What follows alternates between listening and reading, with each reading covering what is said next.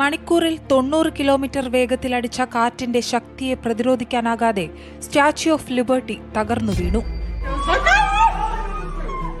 പക്ഷേ അമേരിക്കയിലെ ന്യൂയോർക്കിലുള്ള ലിബർട്ടി പ്രതിമയല്ല ഇത്.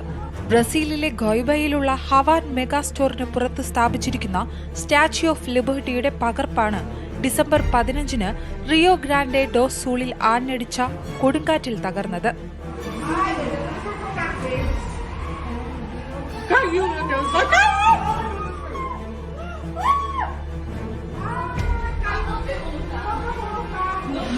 ബ്രസീൽ നിലവിൽ കടന്നുപോകുന്ന ഇടവിട്ട ചൂടും തണുപ്പും മൂലം കാലാവസ്ഥ രൂക്ഷമാകുമെന്നും ശക്തമായ കാറ്റിനും നാശനഷ്ടങ്ങൾക്കും സാധ്യതയുണ്ടെന്നും രാജ്യത്തെ സിവിൽ ഡിഫൻസ് അതോറിറ്റിയായ ഡെഫേസ സിവിൽ നേരത്തെ തന്നെ മുന്നറിയിപ്പുകൾ നൽകിയിരുന്നു.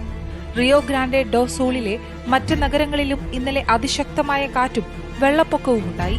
അതേസമയം ഗോയ്ബയിൽ സ്റ്റാച്യു ഓഫ് ലിബർട്ടിയുടെ പകർപ്പ് സ്ഥാപിച്ചിരിക്കുന്നത് ബ്രസീലിൽ നിരവധി ബ്രാഞ്ചുകളുള്ള ഹവാൻ എന്ന കമ്പനി കോമ്പൗണ്ടിലാണ്.